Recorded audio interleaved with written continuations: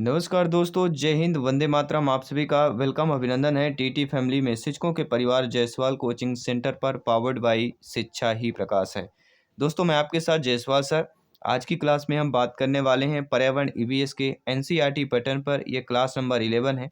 इसके पहले 10 class already complete कर चुके हैं, जिसका आई बटन पे यहाँ पे ऑलरेडी प्लेलिस्ट बना दिया गया है। तो सारी क्लासेज एनसीईआरटी बेस्ड है, न्यू सिलेबस के अकॉर्डिंग है। तो चलिए देर न करते हुए क्लास को कंटिन्यू करते हैं। बाकी सभी क्लासेज लाइव क्लासेज चलती हैं, जिसमें आपका 11:30 टू 12 AM आपका रहता है। मॉर्निंग में क्लास रहता है। 4 PM में आपकी एक लाइव क्लास रहती है। एंड आपके 7 एवं 7:30 में आपकी इवनिंग में लाइव क्लास रहती है। ये 3 लाइव क्लास आपके डेली चल रही हैं, सभी ज्वाइन कीजिएगा। ये टाइम, ये समय नोट कर लीजिएगा। चलिए देर न करते हुए क्लास को कंटिन्यू करते हैं। पहला प्रश्न आप लोगों की स्क्रीन पर पूछा जा रहा है। पहला प्रश्न दिया गया है कि हिमालय पर्वत किस प्रकार के पर्वत का उदाहरण कहलाता है। वलित पर्वत है, ब्लॉक पर्वत है, प्राचीन पर्वत है या अवशिष्ट पर्वत की बात करते हैं। हिमालय पर्वत किस प्रकार के पर्वत के एग्जाम्पल कहलाता है, सभी कमेंट कीजिएगा। अगर आपसे कमेंट का आंसर बन रहा है इस प्रश्न का तो जरूर कमेंट कीजिएगा। तो हिमालय पर्वत किस प्रकार के पर्वत का उदाहरण हमारा कहलाता है, यह वलित पर्वत का। जी हाँ, जो हिमालय पर्वत है यह वलित पर्वत का उदाहरण कहलाता है। पहला ऑप्शन सही हो जाएगा। आप सभी लोग जानते हैं भारत की उत्तरी सीमा पर विस्तृत हिमालय पर्वत भूगर्भीय से युवा एवं बनावट के दृष्टिकोण से वलित पर्वत श्रृंखला है।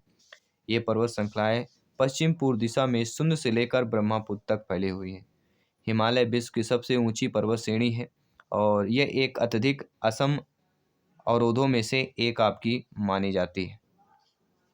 दूसरा प्रश्न है इस क्लास का, आपके स्क्रीन पर है कि माउंट आबी जो एक पर्वतीय स्थल है, कौन सी पर्वत श्रृंखला पर यह आपके स्थित है। क्या वह आपकी विंध्य पर्वत श्रृंखला है, सतपुड़ा है, अरावली है या सह्याद्री की बात करते हैं।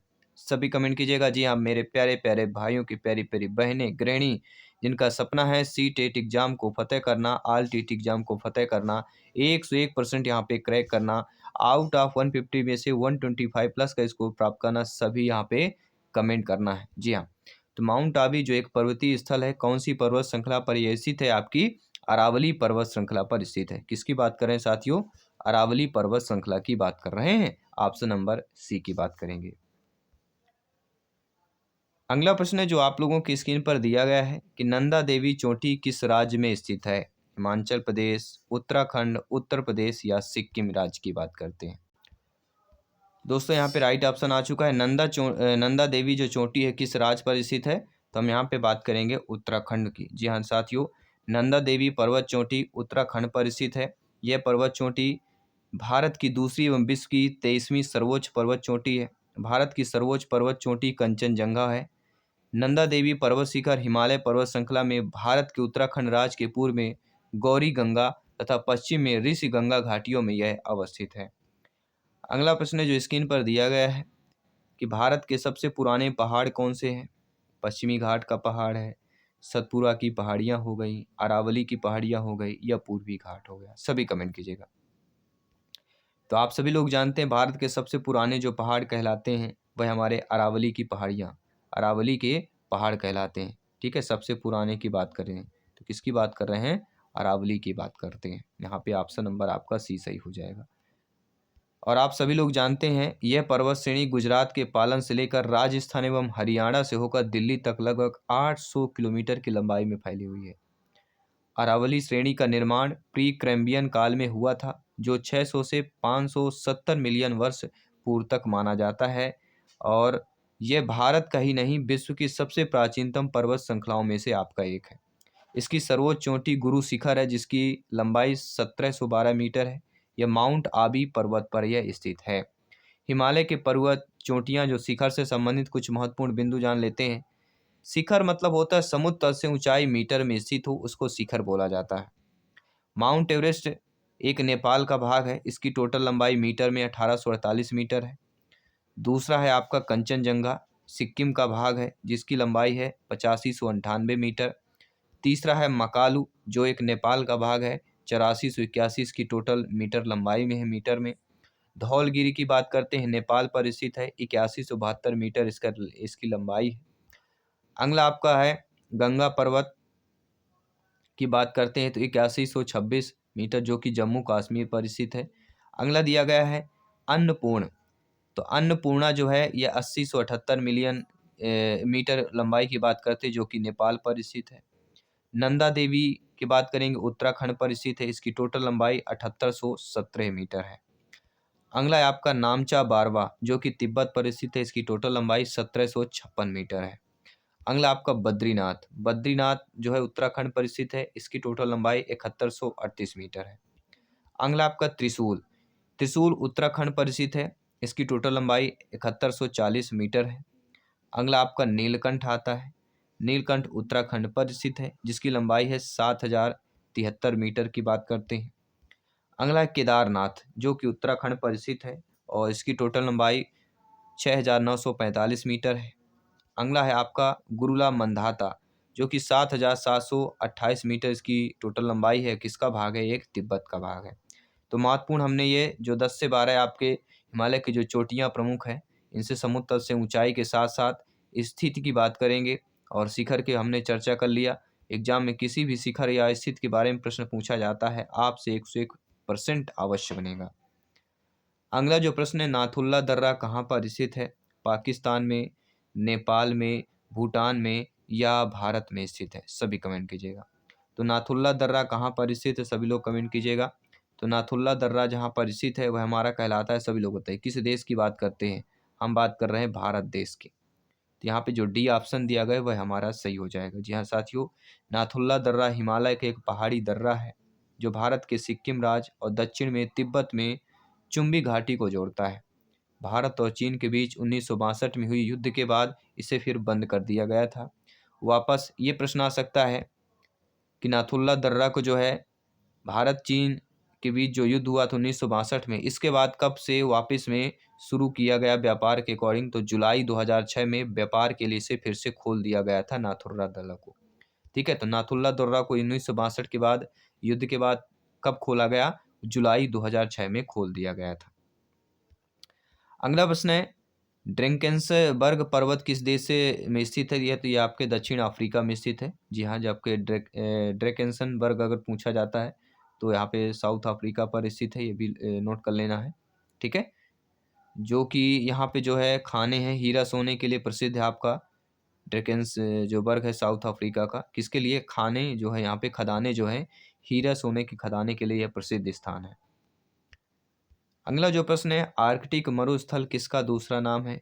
टुंडा का दूसरा नाम है, शबाना का दूसरा नाम है, टैग का दूसरा नाम है या स्टेपेज का दूसरा नाम है? सभी कमेंट कीजिएगा। तो आर्कटिक मरुस्थल की बात करते हैं, ये किसका दूसरा नाम है? सभी लोग कमेंट कीजिएगा। यहाँ पे कमेंट बॉक्स में आपका आंसर आपको कमेंट करके बताना है। तो आर्कटिक जो मरुस्थल कहलाता है, इसका जो दूसरा नाम कहलाता है वह हमारा कहलाता है टुंडा।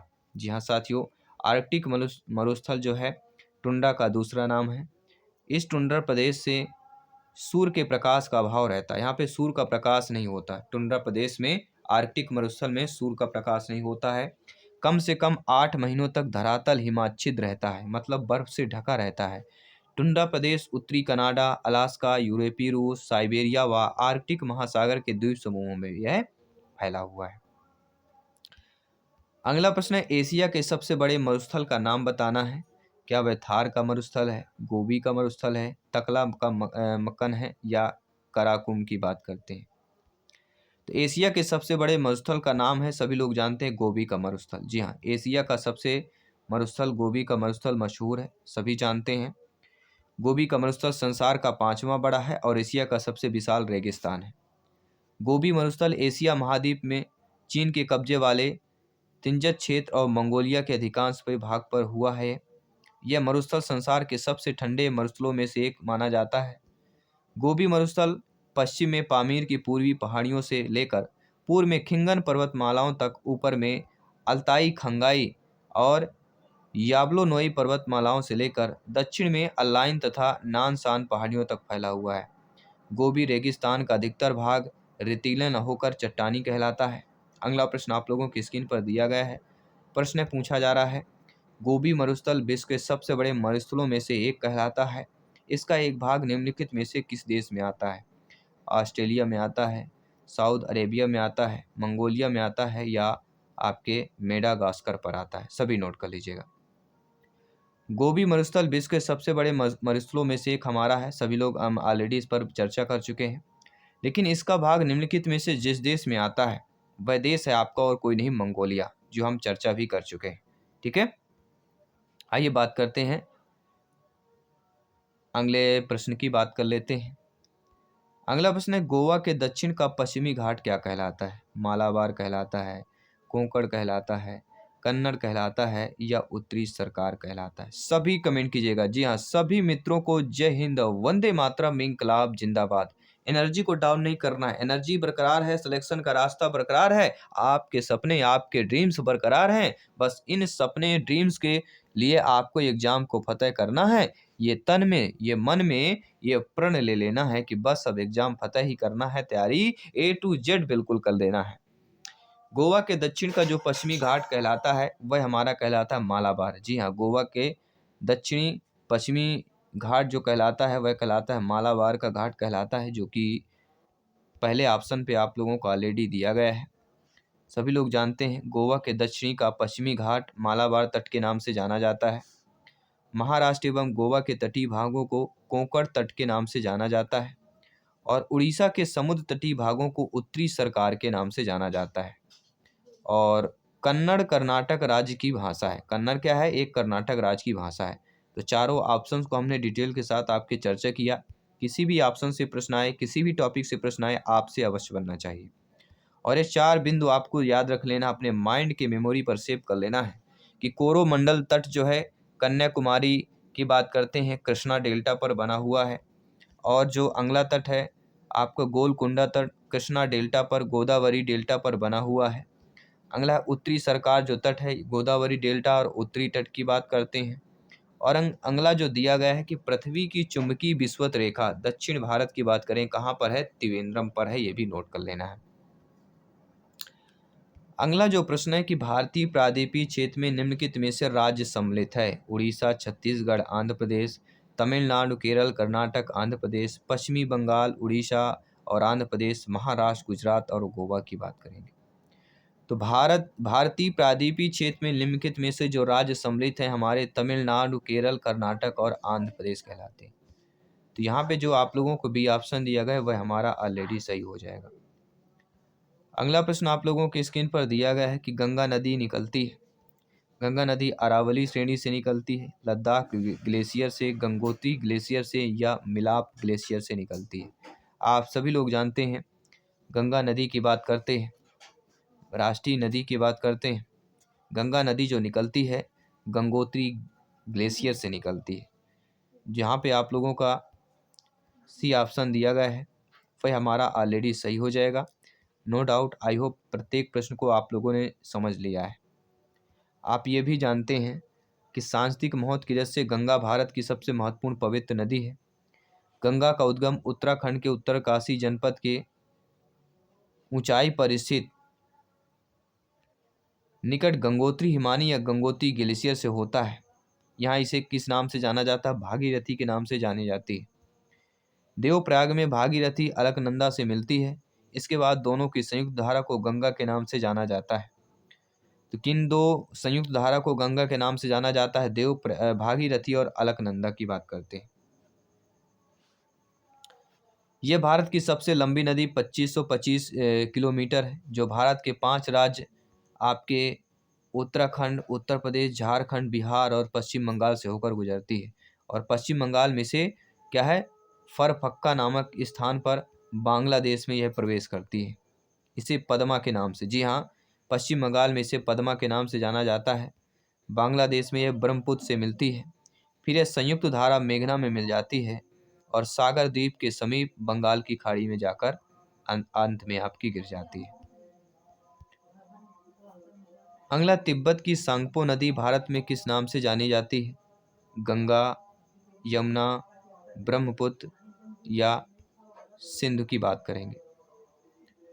तिब्बत की सांगपो नदी भारत के किस नाम से जानी जाती है? वह हमारी कहलाती है ब्रह्मपुत्र। सी वाला ऑप्शन सही हो जाए।